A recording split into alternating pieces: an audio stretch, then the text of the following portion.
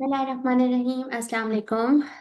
अब हम जो है वो ऑलमोस्ट अपना जर्नल पैथोलॉजी कंप्लीट करने वाले हैं। This is chapter 7 neoplasia. इसके बाद बस एक लास्ट चैप्टर है, तो हमारा एक सेक्शन कंप्लीट हो जाएगा इंशाल्लाह। फिर हम सिस्टमिक स्टार्ट करेंगे। Without wasting any other minute, let's start neoplasia. Neoplasia जो है, it has something to do with cancers and study of neoplasms and study of cancers. So neoplasia literally means new growth. Neo is for new and plasia means growth. ठीक है, so neoplasia means new growth. Oncology is the study of neoplasms. Tumors have two components. एक tumors में neoplastic cells होते हैं और एक reactive stroma होता है। ठीक है, सो अभी हम इसको एक्सप्लेन करते हैं। Neoplastic cells are abnormal cells that keep on dividing, यानी अनकंट्रोल्ड माइटोसिस हो रहा है।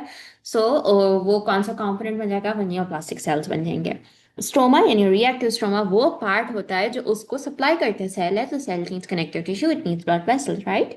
सो वो पार्ट रिएक्टिव स्ट्रोमा क्या है? जो उसको सप्लाई कर रहे हैं ताकि वो अलाइव रह सके। सो कनेक्टिव टिश्यू ब्लड वेसल्स का पूरा जो है वो स्टैब्लिश करके देता है ताकि वो सर्वाइव करता रहे। तो नियोप्लास्टिक सेल्स कौन से हैं? जिनमें अनकंट्रोल्ड माइटोसिस हो रहा है। रिएक्टिव स्ट्रोमा क्या है? जिसको सप्लाई कर रहा है। Neoplasm is soft when connective tissue is scanty. तो यानी जब कनेक्टिव टिश्यू का भी बिल्डअप नहीं हुआ तो ऑब्वियसली वो सॉफ्ट होगा। जैसे ही आ जाएगा तो वो फिर हार्ड होने लग जाएगा, हार्ड लंप जैसा उसकी जो है वो टेक्सचर हो जाती है। Dysplasia is abundant collagen stroma that results in stony hard breast cancer. तो नियोप्लाज्म सॉफ्ट था या मतलब उसका टेक्सचर सॉफ्ट था जब तक कनेक्टिव टिश्यू नहीं था। लेकिन डिस्मोप्लेजिया क्या है? वो पार्ट जब कोलेजन एम्पल अमाउंट में है तो वो डिस्मोप्लेजिया है, वो हार्ड बना देता है। जैसे लंप कैंसर में एक स्टोनी टेक्सचर होता है लंप का, तो वो डिस्मोप्लेजिया की वजह से होता है, बिकॉज उसमें बहुत सारा कोलेजन होता है। फिर अच्छा, benign and malignant tumours. Benign grows अच्छा, बेनाइन का और मेलिग्नेंट का आपको ग्रोस और माइक्रोस्कोपिक अपीयरेंस पता होनी चाहिए। देखो, जो बेनाइन है ना वो स्प्रेड नहीं होता, तो उसका जो ग्रोस और माइक्रोस्कोपिक अपीयरेंस होती है वो इनोसेंट होती है, लोकलाइज होती है, बिकॉज वो स्प्रेड नहीं करता। लेकिन अगर कोई मलिग्नेंट है या मेटास्टेसाइज करके, तो इसका मतलब है कि वो कैंसर है और वो हर जगह स्प्रेड हो चुका होता है, वो इन्वेड हो चुका होता है अपनी ओरिजिनल साइट को छोड़ के, बाकी हर जगह भी उसका स्प्रेड होता है, तो वो मलिग्नेंट होता है। तो उसका जो है वो अपीयरेंस इतनी इनोसेंट नहीं होती। Innocent is the right word, you need to use this word क्योंकि रॉबिन्स में यही मौजूद है। A mixed tumor is a single tumor that contains two or more types of tissues that comes from one germ layer, usually the same origin. For example, both epithelial lining and mesenchymal connective components. So mixed tumor क्या है? वो tumour जिसके अंदर दो या दो से ज्यादा टाइप के टिश्यूज जो है वो मौजूद होते हैं, और वो लेकिन जो है वो सेम जर्म लेयर से रहे होते हैं। सो उनकी जर्म लेयर फॉर एग्जांपल अगर ये है, लेकिन वो जो है वो उस जर्म लेयर से जितने भी टिश्यूज ओरिजिनेट हुए हैं वो उसमें ट्यूमर स्प्रेड कर चुका होता है, तो इसलिए उसको मिक्स ट्यूमर कहते हैं। बिकॉज वो ओरिजिन जो उसका होता है वो सेम जर्म लेयर का होता है, लेकिन उसकी जिद में बहुत सारे टिश्यूज आ जाते हैं। फिर आ जाए कोलोनिक पॉलिप। द बेनाइन, ये आपको पिक्चर पता होनी चाहिए, ये आपके रॉबिन्स में मौजूद है। The benign glandular tumor adenoma is projecting into the colonic lumen and is attached to the mucosa by distinct stalk. B इसकी ग्रोस अपीयरेंस है, ये ग्रोस अपीयरेंस है, इसमें बहुत सारे कोलोनिक पॉलिप्स हैं और ये आपका जो है वो किसके अंदर प्रोजेक्ट कर रहा है? It is attach to mucosa by distant stalk. So ये पिक्चर आपको आइडेंटिफाई करनी आनी चाहिए कि ये बेनाइन ग्लैंडुलर ट्यूमर है। अच्छा, उसके बाद differentiation and anaplasia, the extent to which neoplastic parenchymal and parenchymal cells resemble morphologically and functionally. तो एक होते हैं न्योप्लास्टिक यानी जिनकी न्यू ग्रोथ होती है, एक उसका न्योप्लास्टिक पेरेन्काइमल, और एक जो नॉर्मल पेरेन्काइमल सेल्स होते हैं उनकी मॉर्फोलॉजी और फंक्शनैलिटी में वो कितना आपस में रिजेंबल करते हैं। एनाप्लेशिया इज लैक ऑफ डिफरेंशिएशन। ठीक है, तो एनाप्लेशिया आपको पता होना चाहिए कि क्या है, कि ये डिफरेंशिएट नहीं हुआ है। Parenchymal cells are the main functional cells of any organ. So ये इसको हम जो है वो कंपेयर करवा रहे हैं, ये हमारा हॉलमार्क है जिससे हम कंपेयर कर रहे हैं कि नियोप्लास्टिक जो पेरेन्काइमल सेल्स हैं और जो ओरिजिनल बॉडी के पेरेन्काइमल सेल्स हैं वो अब मॉर्फोलॉजिकली और फंक्शनली वो कितना आपस में रिजेंबल कर रहे हैं। They are the ones that do the real work of that organ. The other supporting part of the organ is called the stroma. जैसे आपको मैंने पहले भी बताया कि स्ट्रोमा जो है उसको सप्लाई करता है ब्लड वेसल्स के through. In the liver parenchymal cells are hepatocytes. तो इसी तरीके से कार्डिक है तो कार्डिक सेल्स उसके पेरेन्काइमल सेल्स होंगे। तो पेरेन्काइमल सेल्स बेसिकली हॉलमार्क है कि कौन उसका जो है वो एक्चुअल में फंक्शनल सेल है जो उसके पर्टिकुलर फंक्शंस को परफॉर्म करवा रहा है, और उसके साथ स्ट्रोमा अटैच हुआ होता है जो उसको सप्लाई प्रोवाइड कर रहा होता है। Every tumour has two parts, जैसे अभी हमने पीछे भी डिस्कस किया, एक नियोप्लास्टिक होता है और एक स्ट्रोमा होता है। नियोप्लास्टिक वो होता है जो अनकंट्रोल्ड सेल्स होते हैं। So उसका पेरेंट काइमा होता है made of neoplastic cells, the actual tumour cells that grow abnormally. Neoplastic new growth वाले सेल्स जो कि अनकंट्रोल्ड माइटोसिस का शिकार हुए होते हैं। स्ट्रोमा उसका सपोर्टिंग रोल में होता है कि वो ब्लड वेसल्स होते हैं, फाइबर्स होते हैं, इम्यून सेल्स होते हैं। If the tumour cells look and act like normal sales, it's well differentiated, usually benign. If they look abnormal and lose the normal function, it's poorly differentiated और undifferentiated, यानी वो एनाप्लेशिया का शिकार हुआ होता है। अगर आपको ट्यूमर सेल्स ऐसे लग रहे हैं कि वो नॉर्मल सेल्स की तरह है, उनका फंक्शन भी आपको समझ आ रहा है, तो वो जो है वो वेल डिफरेंशिएटेड है। और अगर उनका फंक्शन आपको नहीं समझ आ रहा, उनका लुक जो है वो अजीब सा है, तो इसका मतलब है कि वो एनाप्लेशिया हुआ हुआ है उनमें। Anaplastic tumour showing cellular and nuclear variation in size and shape, क्योंकि कुछ देखें, कुछ जो है वो इस तरीके के शेप के नजर आ रहे हैं, कुछ में अंदर इस तरीके से लोब्यूलर आपको न्यूक्लियस नजर आ रहा है। तो ये आपको नजर आ रहा है कि ये मेलिग्नेंट है, क्योंकि इसमें हर जो सेल का शेप है वो एक एक दूसरे से अलग है, वो डिफर कर रहा है, उसमें एक सिमेट्री नहीं है। तो लैक ऑफ सिमेट्री है, तो इसका मतलब है कि this is no longer differentiated, anaplasia हुआ है और मलिग्नेंट भी है। तो anaplasia is pleomorphism, variation in size and shape, जैसे आपने पीछे डायग्राम में देखा कि साइज भी अलग है, शेप भी डिफरेंट है। और उसका न्यूक्लियर शेप, जैसे कुछ का लोब था, कुछ का एक किडनी शेप था। तो abnormal nuclear shape is abnormal and chromatin is darkly stained. फिर एबनॉर्मल माइटोसिस यानी अनकंट्रोल्ड माइटोसिस, लार्ज एरियाज होते हैं, सेंट्रल एरियाज जो कि जिनमें इस्कीमिया हुआ होता है, निक्रोसिस हुआ होता है। डिस्प्लेशिया इज डिसऑर्डर्ड ग्रोथ। आपको याद होगा डिस्प्लेशिया हमने फर्स्ट चैप्टर में डिस्कस किया था कि प्री कैंसरस कंडीशन होती है। और डिस्प्लास्टिक सेल्स में प्लियोमॉर्फिज्म जो है वो आपको नजर आ रहा था, यानी वेरिएशन नजर आ रही होती है इन size and shape. Anaplasia, if lesions don't penetrate basement membrane, it is pre-invasive neoplasm, यानी अगर उसने बेसमेंट मेम्ब्रेन को टच डाउन नहीं किया है, वहां पे पेनिट्रेशन नहीं की है, तभी इसका अंदर है कि वो प्री इन्वेजिव स्टेज में है। लेकिन अगर वो ऑब्वियसली इसको स्टेज कर देगा या उसके अंदर वो पेनिट्रेट कर जाएगा, तो वो इन्वेजिव बन जाएगा। तो बेसमेंट मेम्ब्रेन की चेकिंग होती है कि उस पर्टिकुलर चीज की ग्रोथ को बेसमेंट मेम्ब्रेन ने टच कर लिया, या बेसमेंट मेम्ब्रेन मतलब वाइस वर्सा, मैंने उसको ऑपोजिट कह दिया। लेकिन अगर उसने बेसमेंट मेम्ब्रेन को पेनिट्रेट नहीं किया, तो इसका अंदर है कि अभी प्री इन्वेजिव स्टेज में। Benign tumours develop a rim of compressed fibrous tissues called a capsule. तो ये आपको बात पता होनी चाहिए, इंपॉर्टेंट है एमसीक्यू के लिए, कि बेनाइन ट्यूमर्स के अराउंड एक फिब्रस टिश्यू होता है जिसको हम कैप्सूल कहते हैं। And malignant tumours are poorly demarcated, उनमें बहुत बुरा एनाप्लेशिया हुआ होता है। Metastasis, spread of tumours to distant sites, वही जो बात आपको पहले बताई कि अगर वो स्प्रेड कर चुका है तो वो मेटास्टेसाइज हो गया। May spread via seeding of body cavities, for example carcinomas of ovaries, and also spread via lymphatics, may also spread via hematogenesis. Hematogenesis spread means the cancer cells spread to distant parts of the body through blood vessels. तो हीमेटोजेनिस spread क्या होता है कि वो दूर दूर तक चला गया वाया ब्लड वेसल्स। तो एक लिम्फेटिक से जा सकता है, एक ब्लड सिस्टम से जा सकता है। ये डायग्राम जो है वो रॉबिन्स की है, ये आपको पता होनी चाहिए कि इसमें मैलिग्नेंट अगर है तो ये देखें कि अगर ये आपको इस तरीके का नज़र आ रहा है तो एक जगह लोकलाइज है, हेंस ये एक बेनाइन ट्यूमर है। लेकिन यहाँ पर आप देखें कि इसने कितना लार्जर एरिया जो है वो अफेक्ट कर दिया, हेंस अब ये जो है वो मैलिग्नेंट है, पुअरली डिमार्केटेड है। बहुत इसमें बुरा प्लियोमॉर्फिज्म हुआ हुआ है, अलग अलग शेप, अलग अलग साइजेस हैं, डिफ्रेंसिएशन नहीं हुई हुई, एनाप्लेजिया हुआ हुआ है।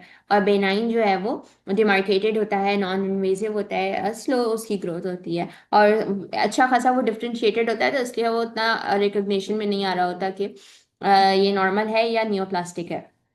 बेनाइन जो होते हैं उनमें वो वेल डिफरेंशिएटेड होते हैं, मैलिग्नेंट में एनाप्लेशिया हुआ होता है, it's not differentiated. Rate of growth benign का स्लो होता है, मैलिग्नेंट में माइटोटिक फिगर्स जो होती हैं वो एबनॉर्मल हद तक होती हैं, तो यहाँ अनकंट्रोल्ड माइटोसिस हो रहा होता है। लोकल इन्वेजन ये कोहेसिव होता है, डिमार्केटेड होता है, अभी इसने इन्वेजन नहीं की होती, whereas malignant completely invasive होता है। और मेटास्टेसिस जो है वो बेनाइन में नहीं होता, और मैलिग्नेंट में वो इजीली मेटास्टेसाइज कर जाता है, स्प्रेड कर चुका होता है वाया ब्लड या लिम्फेटिक्स। क्या फैक्टर्स होते हैं जो इसको कंट्रीब्यूट करते हैं? तो जेनेटिक फैक्टर्स हो सकते हैं, इन्फेक्शियस एजेंट्स, ये बहुत इंपॉर्टेंट है, ये बार बार आएगा। ह्यूमन पेपिलोमा वायरस जो है, जब हम इसको माइक्रो में करेंगे तब भी हमें पता चलेगा कि ह्यूमन पेपिलोमा वायरस जो होता है वो सेक्सुअल कॉन्टैक्ट के थ्रू स्प्रेड होता है, और इवेंचुअली ये सर्वाइकल कार्सिनोमा करवा सकता है। तो ह्यूमन पेपिलोमा वायरस जो है वो कैंसर क्रिएट कर सकता है। सिगरेट की वजह से आप क्रोनिक चेन स्मोकर हैं तो कैंसर हो सकता है माउथ ला, फेरिंग्स, लंग्स का।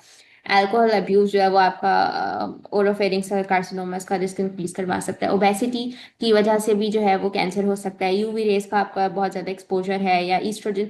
अच्छा, ये चीज़ जो है वो लोग करवाते हैं इन हार्मोन रिप्लेसमेंट थेरेपी, जिनको जो क्लोज टू मेनोपॉज होते हैं, या इवन कुछ लोग पहले ही करवा लेते हैं ईस्ट्रोजन की स्टिमुलेशन। तो ईस्ट्रोजन की स्टिमुलेशन के लिए ये बात बहुत इंपॉर्टेंट है कि अगर आप हार्मोन रिप्लेसमेंट थेरेपी करवा रहे हैं और आप ईस्ट्रोजन को स्टिमुलेट करवा रहे हैं, या आर्टिफिशियली आप अपनी बॉडी में ईस्ट्रोजन इंड्यूस कर रहे हैं, और अगर वो प्रोजेस्ट्रॉन से अनअपोज्ड है, यानी प्रोजेस्ट्रॉन उसको अपोज करने के लिए मौजूद नहीं है, तो आपकी बॉडी में ब्रेस्ट कैंसर का रिस्क बढ़ गया है। सो हार्मोन रिप्लेसमेंट थेरेपी बहुत केयरफुली करवानी होती है कि अगर आप ईस्ट्रोजन को स्टिमुलेट करवा रहे हैं तो it needs to have the opposing hormone progesterone as well, वरना आप ब्रेस्ट कैंसर के रिस्क पर हैं, और फिर इम्यूनो डेफिशिएंट पेशेंट्स। सो ये सारे फैक्टर्स हैं जो कंट्रीब्यूट करें। फिर आज molecular basis, tumour is formed by clonal expansion of single precursor cell that has incurred genetic damage. Mutations that contribute in development of malignant phenotypes are driver mutations. तो वो mutations जो कि malignant phenotype करवा रहे हैं वो driver mutations हैं, या फिर clonal expansion हो गई या उस particular cell की जिसमें genetic damage हुआ था और वो अब cancerous हो गया, और उसको आपने उसकी clonal expansion हो रही है, यानी वो divide हो रहा है, तो वो cancer produce करेगा। फिर आ जाए proto oncogenes help cells grow and divide in a control way. ठीक है, proto oncogenes, this is proto oncogenes. They become oncogenes which push the cells to divide continuously. So आपकी बॉडी में, मेरी आपकी बॉडी में प्रोटो ऑन्कोजीन्स मौजूद हैं और वो हमारे सेल्स को डिवाइड और ग्रो करवाते हैं, बट एक कंट्रोल तरीके से। क्योंकि माइटोसिस अगर अनकंट्रोल होगा तो कैंसर होगा, लेकिन अगर प्रोटो ऑन्कोजीन्स स्विच होकर ऑन्कोजीन्स बन गए तो फिर अनकंट्रोल तरीके से ग्रोथ होती रहेगी सेल्स की, ना वो डिफ्रेंशिएट हो पाएंगे, एनाप्लेजिया हुआ हुआ होगा, और वो अल्टीमेटली कैंसर बन जाएंगे। This is very important, proton को जीन्स और ऑन्कोजीन्स का आपको डिफरेंस पता होना चाहिए। इसके साथ हमने अभी जो है वो दो फैक्ट मॉलिक्यूलर बेसिस की दो फैक्टर्स कर लिए। एक ड्राइवर म्यूटेशंस के म्यूटेशन की वजह से मैलिग्नेंट फिनोटाइप हो रहा है। एक हमने जो है वो क्लोनल एक्सटेंशन पढ़ा उस सेल का जिसमें डैमेज हुआ हुआ है, जेनेटिक डैमेज। फिर हमने प्रोटो ऑन्कोजीन्स पढ़ा कि अगर प्रोटो ऑन्कोजीन स्विच ऑफ हो जाए और ऑन्कोजीन स्विच ऑन हो जाए तो अनकंट्रोल्ड सेल ग्रोथ हो सकती है। Tumour suppressor genes act as brake, they stop cell growth when necessary. Tumour suppressive genes भी आपकी बॉडी में मौजूद होते हैं और वो सेल ग्रोथ को रुकवा देते हैं जब ज़रूरी होता है। लेकिन अगर ये ख़राब हो गए या इनमें म्यूटेशन हो गई या लॉस्ट हो गए तो ये इनके जो ब्रेक्स होते हैं वो भी फेल हो जाते हैं और सेल जो है वो अनकंट्रोल तरीके से डिवाइड होता जाता है। तो हमने चार मॉलिक्यूलर बेसिस अभी तक कर लिए। Number one, driver mutation. Number two, ये एक सेल खराब हुआ और फिर वो क्लोनल एक्सपेंशन हो गई। नंबर थ्री, प्रोटॉन को जीन स्विच ऑफ हो गए। फिर हमने पढ़ा ट्यूमर सप्रेसर जीन्स कब अगर वो फेल हो गए या उनमें म्यूटेशन हो गई तब भी सेल अनकंट्रोल हद तक डिवाइड होता रहेगा। ट्यूमर सप्रेसर जीन TSG और प्रोटॉन को जीन्स अगर ऑनको जीन्स बन जाए। फिर आ जाए फिफ्थ पे, tumour cell switch to aerobic glycolysis that synthesize macromolecule, spelling गलत लिखी हुई है, that synthesize macromolecule needed for rapid growth and they are resistant to apoptosis. ये जो ट्यूमर सप्रेसर जीन्स थे, अगर उसके tumour cells aerobic switch to aerobic glycolysis, वो मैक्रोमोलिक्यूल्स बनाते हैं ताकि उनकी जल्दी जल्दी ग्रोथ हो जाए और वो अपोप्टोसिस जो है वो ट्यूमर सेल्स में होना बंद हो जाता है। Induce angiogenesis. एंजियोजेनेसिस हमने प्रीवियस एक चैप्टर में पढ़ा था कि एंजियोजेनेसिस वो होता है जिसमें आपका ब्लड वेसल्स जो हैं वो बन रही होती हैं। Oncogenes encode oncoproteins that have ability to promote cell growth. तो ये oncoproteins, oncogenes, tumour suppressor genes, ये सब मिल मिला के क्या करते हैं, आपकी बॉडी में कैंसर की ग्रोथ करवा देते हैं। अब ये सब जो हैं वो फैक्टर्स हैं कि ग्रोथ सप्रेसर्स इवेड हो रहे हैं, इम्यून डिस्ट्रक्शन हो रही है, या रेप्लिकेट इमोरलिटी हो रही है, ट्यूमर प्रमोटिंग इन्फ्लेमेशन है। ये सब फैक्टर्स हैं जो मिल मिलाकर कैंसर क्रिएट कर सकते हैं। अच्छा, अब आ जाए P53। देखिए, P53 एक ऐसा जीन है जो कि गार्डियन ऑफ जीनोम कहा जाता है। P53 एक ऐसा जीन है जो गार्डियन ऑफ जीनोम है। The P53 proteins protect our body from cancer by monitoring DNA damage inside cells. तो ये एक वैसा मॉनिटर है आपकी बॉडी का जो कि आपकी बॉडी को एनालाइज कर रहा है, मॉनिटर कर रहा है कि इसमें कोई DNA डैमेज तो नहीं हो रहा है। अगर हो रहा है तो वो उसको गार्ड कर रहा होता है कि okay, I need to protect this in this body from cancer.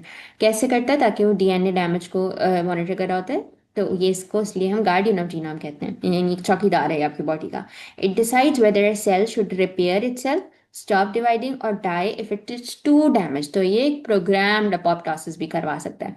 ये देखता है कि अच्छा सेल में कितना कितना एक्सटेंट तक डैमेज है, अगर बहुत ज़्यादा है तो डाई मतलब मर जाता है सेल, या फिर अगर माइनर डैमेज है तो रिपेयर करवा लेता है, या फिर उसकी डिवीजन को स्टॉप करवा देता है। लेकिन अगर आपका P53 यानी आपका चौकीदारी अगर खरीद गया या उसको जो है वो ब्राइक कर लिया गया, तो cell no longer stops dividing when its DNA is damaged. Mutations accumulate inside the cell. The cell keeps dividing abnormally, leading to tumor formation. So अगर P53 में म्यूटेशन हो गई तो आपका सेल विल गो अनचेक्ड, उसमें जो है वो म्यूटेशंस आती रहेंगी और इवेंचुअली कैंसर हो जाएगा। फिर केमिकल स्टेप्स जो हैं, initiation results from exposure of cells to carcinogenic agents, permanent DNA damage, which is rapid and irreversible. Direct acting carcinogens need no metabolic conversion to become carcinogenic, यानी वो चीज़ें जो already carcinogenic nature की हैं, जो टार हो गया, स्मोकिंग में जो टार होता है ऑलरेडी कार्सिनोजेनिक है, तो उसको आप मेटाबॉलिकली उसको कन्वर्ट नहीं करेंगे कि अच्छा भाई तुम अब जो है वो कैंसर क्रिएटिंग हो जाए, वो ऑलरेडी कैंसर क्रिएटिंग है, तो उसको कोई मेटाबॉलिक रिएक्शन से गुजरने की जरूरत नहीं है। लेकिन हाँ, कुछ होते हैं indirect acting carcinogens, they're chemicals that need metabolic conversion. से डिपेंड करता है कि आपने कौन सा वाला, आप किस वाले कार्सिनोजन से एक्सपोज हुए हैं। सो एक आपका इनिशिएशन का फेज होता है केमिकल स्टेप्स में, एक प्रमोशन का होता है। इनिशिएशन में शुरुआत हो रही होती है, प्रमोशन में फिर वो आगे बढ़ रहा होता है। फिर आ जाए radiation exposure to UV rays by sun is associated with squamous cell carcinoma. Electromagnetic rays में जो बहुत ज़्यादा लोग एक्सपोज होते हैं वो कार्सिनोजन उनके अंदर होने का बहुत चांस होता है। माइक्रोबियल, जैसे अभी आपको बताया, ह्यूमन पेपिलोमा वायरस की वजह से सर्वाइकल कार्सिनोमास होता है, और ये वायरस से आप सेक्सुअल कॉन्टैक्ट से एक्सपोज होते हैं। हेपेटाइटिस B, C की वजह से लिवर कैंसर हो सकता है। अच्छा, फिर क्लिनिकल्स में कैक्सिया is a loss of body fat associated with weakness in anorexia. Paraneoplastic syndromes is a symptom complexes in an individual. Grading और staging आपको पता होनी चाहिए कि ये क्या होती है, ये इतना कोई इंपॉर्टेंट नहीं था। कैक्सिया का बस आपको मैकेनिज्म पता होना चाहिए कि बॉडी फैट जो है वो इसमें लॉस हो रहा होता है, कैंसर की स्टेट होती है कैक्सिया, उसमें आपको एक्सपीरियंस होता है जिसमें बॉडी फैट जो है वो कम हो जाता है, और उससे वीकनेस होती है, वेट लॉस होता है, एनोरेक्सिया हो रहा होता है। A grading of a cancer is based on the degree of differentiation of tumor cells. Staging of solid cancers is based on size of primary lesion. Grading क्या है? Grading एक step है जिसमें आप देख रहे हैं कि आपका tumor cell is कितना differentiated, up to what extent your tumor cell is differentiated, तो वो आपका grading है। Staging क्या है कि you are checking the primary lesion. Staging of solid cancers is based on size of primary lesion. आप staging से याद रखें, size of what, primary lesion. Grading क्या है? ये एक बेसिस है जिसमें आप देख रहे हैं कि अच्छा कितने हद तक, कितने ग्रेड तक, A, B, C किस ग्रेड तक जो है वो ट्यूमर सेल डिफरेंशिएट हो चुका है। लैब में आप क्या करते हैं? Fine needle aspirations is used for assessment of palpable lesions in breast and lymph nodes, या फिर आप स्मीयर्स ले रहे होते हैं। ट्यूमर मार्कर्स जो हैं वो देख लेते हैं। Tumour markers are substances produced by cancer cells that can be detected in blood, urine और टिश्यूज। ये चेक करने के लिए कि आपकी बॉडी कैंसरस हो गई है या नहीं। They help in detecting, monitoring and sometimes diagnosing cancers. Human chorionic gonadotrophin can detect testicular germ cell tumor, HCGT. Yes. Testicular germ cells tumours को डिटेक्ट कर सकते हैं। Again grading, staging. ग्रेडिंग किस हद तक डिफरेंशिएट हो चुका है? Staging size of primary lesion, ठीक है, ये अभी मैंने आपको बताया था। ग्रेडिंग बता रहा है हाउ एबनॉर्मल, यानी ग्रेडिंग से आप ग्रेड्स याद रखें, A स्टार हद तक, A B C D, किस हद तक आपका ट्यूमर सेल डिफरेंशिएट हो चुका है, या किस हद तक वो एग्रेसिव है, किस हद तक वो एबनॉर्मल हो गया। तो आप बेसिकली ग्रेडिंग में उसके अपीयरेंस को चेक कर रहे हैं, माइक्रोस्कोपिक अपीयरेंस को चेक कर रहे हैं, या कितना डिफरेंशिएट हो चुका है। Tells about the aggressiveness of and behaviour of the tumour. Staging क्या है कि स्टेजिंग इज साइज, SS उसको याद रखना है। स्टेजिंग साइज कितना हो गया है आपकी प्राइमरी लीजन का। सो बेसिकली ये चेकिंग मैकेनिज्म्स हैं कैंसर के, जब डिटेक्ट हो रहा होता है या लैब में इसको चेक किया जा रहा होता है, तो ग्रेडिंग से, स्टेजिंग से दिखा जा रहा होता है। ग्रेडिंग कितना एग्रेसिव है, स्टेजिंग क्या साइज है किसका, प्राइमरी लीजन्स का, या कैंसर कितने हद तक स्प्रेड हो चुका है। तो ये हमें बताता है कि कितना एडवांस है, और ग्रेडिंग हमें बताता है कि कितना हद तक डिफरेंशिएटेड है, नहीं है, कितना एग्रेसिव है और कितना एग्रेसिव नहीं है। So with this we have completed neoplasms. अब हमारा लास्ट चैप्टर है जनरल पैथोलॉजी का, जो उसके बाद आपको मिलेगा। तो till then take care and अल्लाह हाफिज़।